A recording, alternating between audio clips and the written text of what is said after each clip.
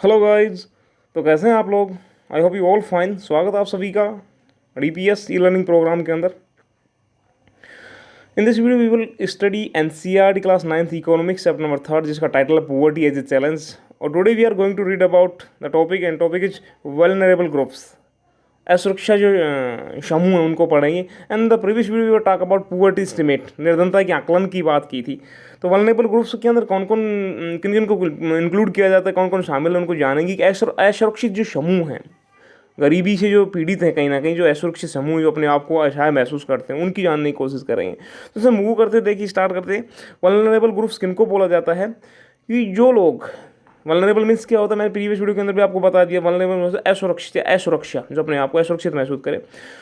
तो इसमें इसमें किन लोगों को इंक्लूड किया जाता है? निर्धनता जो रेखा है, पुअर्टी जो लाइन है, एक तरह से बिलो पुअर्टी लाइन्स से नीचे के लोगों का जो अनुपात है, वो भी भारत में जो, चाहे वो सामाजिक समूह हों या जो भी आर्थिक जो वर्ग हो, उनमें एक समान नहीं है। कोई लोग बहुत ज़्यादा गरीब है, कोई थोड़ा कम गरीब है, कोई मिडल उसमें बिलोंग करता है। तो इनके भी अलग अलग एक तरह से ये इक्वल नहीं है। और आगे हम बात करें तो कहते हैं, देखो क्या कहते हैं, social groups which are most vulnerable to poverty as scheduled caste and scheduled tribe households. और यहाँ पर देखो सबसे मेनली बात क्या बताता है कि जो सामाजिक समूह निर्धनता के प्रति सर्वाधिक सुरक्षित हैं, या जिनको हम बोल असुरक्षित हैं, वे कौन सी उसमें कैटेगरीज में रखे गए। जैसे यहाँ पर बताता है कि शेड्यूल्ड कास्ट हुए, शेड्यूल्ड ट्राइब हुए, अनुसूचित जाति और अनुसूचित जनजाति की जो परिवार हैं, वो कहीं ना कहीं एक तरीके से असुरक्षित महसूस करते हैं अपने आप को पुअर्टी को लेकर के। इसी प्रकार देखो सिमिलरली ये बात करता है, आगे बताता है, among the economics groups the most vulnerable groups are the rural agriculture labour household and the urban casual labour households. इसमें आपको यहाँ पर बताता है कि इसी प्रकार आर्थिक समूह में जो सर्वाधिक असुरक्षित समूह ग्रामीण कृषि या जो लेबर फैमिली है, जिनको हम श्रमिक परिवार बोलें, और या नगरीय या जो अनियमित मजदूर परिवार हैं, वो कहीं ना कहीं इनके इंक्लूड किए गए, जो एक तरह से हम बोल सकते हैं दैनिक वेज के ऊपर, दिहाड़ी पर काम करने वाले जो लोग हैं। जैसा कि आप यहाँ पर ग्राफ जो 3.1 है उसमें शो किया गया है, तो उसमें दिखाया गया है the percentage of poor people in the these groups. Although average for people below poverty line for the groups in India is 22.43 out of 100 people belonging to scheduled tribes are not able to meet their basic needs similarly. इसी तरह 34% of the casual workers in urban areas are below poverty line. देखो आप क्या समझाने की कोशिश करता है आपको स्टूडेंट्स, जो आपने फिक्स आपको ग्राफ देखा 3.1, इसमें कहता है कि ये जो सभी समूह के में निर्धन जो लोग हैं, पुअर जो पीपल हैं, निर्धन लोगों को प्रतिशत को दर्शाया गया है। हम यहाँ पर बात करें, आल्दो कहता है कि यद्यपि निर्धनता रेखा के नीचे के लोगों का जो औसत है, वो भारत में सभी समूहों के लिए 22 है। और हम बात करें अनुसूचित जनजाति की, यहाँ पर बात आ जाती, तो अनुसूचित जनजाति के 100 में से 43 जो लोग हैं, वो अपनी जो बेसिक जो नीड्स हैं, मूल जो आवश्यकताएं हैं, उनको पूरा करने में एबल है ही नहीं, वो असमर्थ है, इस तरह से आप बोल सकते हैं। और इसी तरह कहते हैं, देखिए हम बात करें अगर नगरीय क्षेत्रों की, तो उसमें भी कहता है 34% of casual workers in urban areas are below poverty line. इसमें भी कहता है, नगरीय क्षेत्रों की बात करता है तो कहता है 34% जो अनियमित मजदूर हैं, वो निर्धनता जो रेखा है, पोवर्टी लाइन जो है, उसके नीचे हैं कहीं ना कहीं। और आगे बात करता है, about 34% of the casual labour farm in rural areas and 29% of scheduled caste are also poor. The double disadvantage of being a landless casual wage labor household in the social disadvantage social groups of the। देखो इसको बाद में आगे करेंगे, पहले देखो क्या कहता है, ये समझें आप। कहता है कि जैसे नगरीय क्षेत्र है, तो नगरीय क्षेत्रों में 34% जो अनियमित मजदूर है, वो निर्धनता रेखा के नीचे अपना जीवन बसर कर रहे हैं कहीं ना कहीं। और लगभग स्टूडेंट्स हम यहाँ पर बात करें तो कहते हैं 34 जो परसेंटेज, 34% जो अनियमित कृषि या जिनको हम जो श्रमिक हैं कृषि के अंदर, जो मजदूर लगे ग्रामीण एरियाज में, रूरल एरियाज में, ग्रामीण क्षेत्रों में। और जो 29% जो है, वो है कौन सी जातियों में, अनुसूचित जातियों में भी क्या है, वो पुअर है, निर्धन है। तो इस तरीके से अनुसूचित जाति या अनुसूचित जनजाति की जो सामाजिक रूप से हम देखें तो सुविधा वंचित जो ये सामाजिक समूह हैं, ये बेचारे कहीं ना कहीं अपना जीवन बसर कर रहे हैं, गुजार रहे हैं। कैसे? वो भूमिहीन है, या तो लैंडलेस हैं, या उनको अनियमित दिहाड़ी मिलती है, कभी आज काम मिल गया, कभी कल काम नहीं मिला, इस तरीके से वो अपना जीवन बसर कर रहे हैं। देखिए आगे मूव करते हैं। देखिए ये आपको दिखाया गया, उसके थ्रू आपको 3.1 जो ग्राफ है पुअर्टी जो है इंडिया के अंदर, वो लेबर ग्रुप्स कैसे शेड्यूल ट्राइब के अंदर जो है 43% है, शेड्यूल कास्ट में 29% जो पीपल हैं वो क्या है, वो पुअर हैं। एवरेज इंडियन रेशियो अगर निकाले तो 22% जो भारतीय क्या है, गरीब हैं। और कैजुअल लेबर के अंदर हम बात करें रूरल एरियाज के अंदर जिनको अनियमित काम मिलता है वो 34 है, 100 में से 34 लोग ऐसे हैं। और ऐसे कैजुअल लेबर जो नॉन फार्म अर्बन, जिनको हम ये अर्बन की रूरल की बात है, अर्बन की शहरी क्षेत्रों में, तो वो भी 34 का ही रखा गया है। आगे हम मूव करते हैं। देखें यहाँ पर कुछ दिखाया गया आपको पिक्चर 3.3 के थ्रू आप समझें। स्टोरी ऑफ शिवरमन, शिवरमन की कहानी यहाँ पर दिखाई गई है। इसमें शिवरमन क्या कहता है देखें, आप देख पा रहे होंगे, समझ पा रहे होंगे कैसा कच्चा घर है, किस तरह से 2-3 उनकी फैमिली के अंदर बच्चे हैं, माँ है, बीवी है, और ये अकेला शायद दिहाड़ी मजदूर है, कुछ बेच करके कुछ कमाता है। तो इसमें देखो क्या समझ कहता है, I could not get enough money even in town, it will be difficult to send my children to school with such on and irregular income। कहता मैं शहर में भी पर्याप्त पैसा प्राप्त नहीं कर सका, शहर गया पैसा नहीं कमा सका, इतनी अनियमित आय में मैं अपने बच्चों को विद्यालय कैसे भेजूंगा। ये एक मजदूर की व्यथा के थ्रू शिवरमन की कहानी, आगे हम बाद में पढ़ेंगे, पहले आगे देखते हैं क्या कहता है। तो इस तरीके से देखो यहाँ पर जो हमने बात की कि जो पॉपुलेशन है वो हाईलाइट्स कर रही है सीरियसनेस ऑफ द प्रॉब्लम को, सीरियसनेस ऑफ द प्रॉब्लम, जो और प्रॉब्लम किसकी, पुअर्टी की।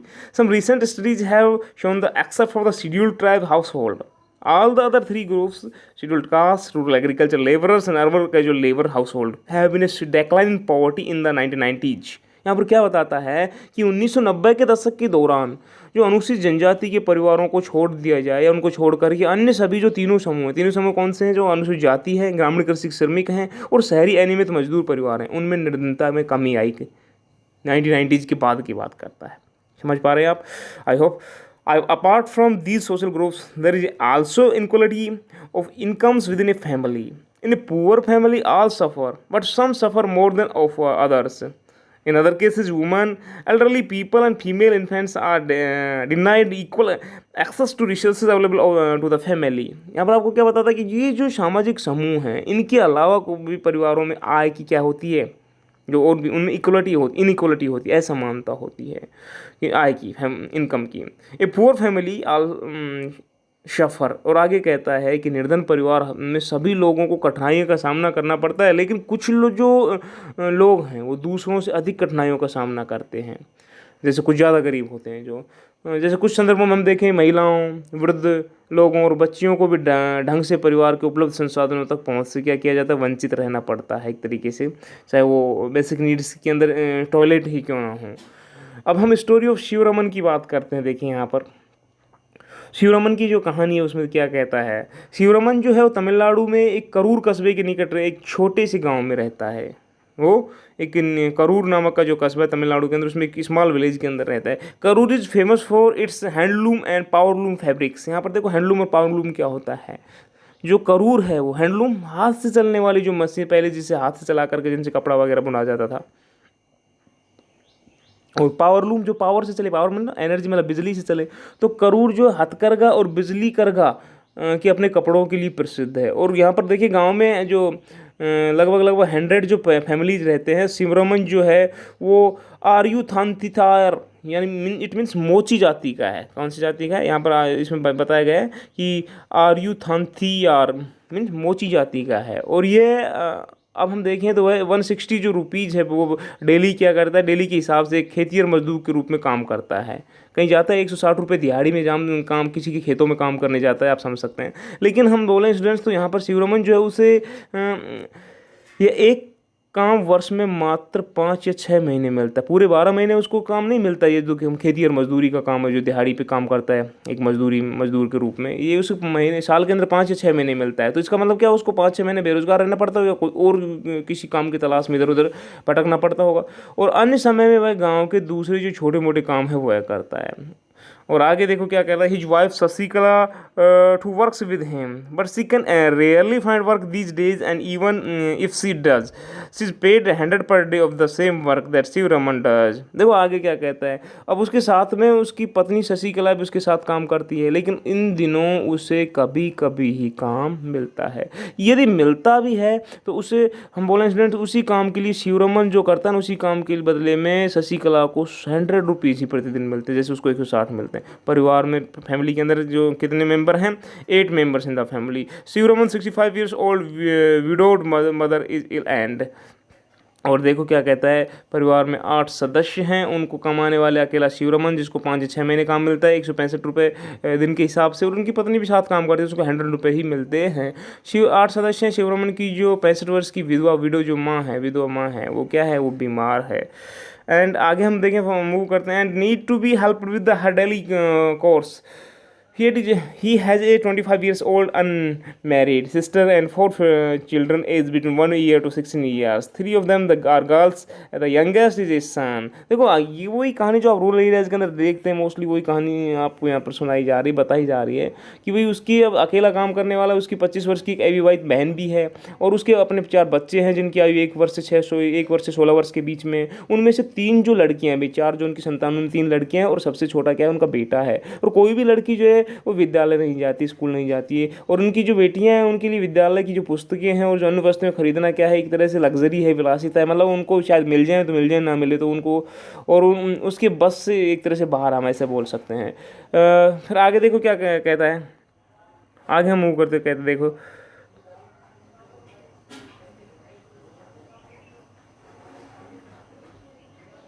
हाँ अब देखिए क्या कहता है। और एक दिन जाहिर सी बात है, फिर एक दिन उनकी शादी भी करनी है, इसलिए वह हम बोलें अभी उनकी शिक्षा जो एजुकेशन पर खर्च नहीं करना चाहता है, क्योंकि पैसे भी सेव करने हैं।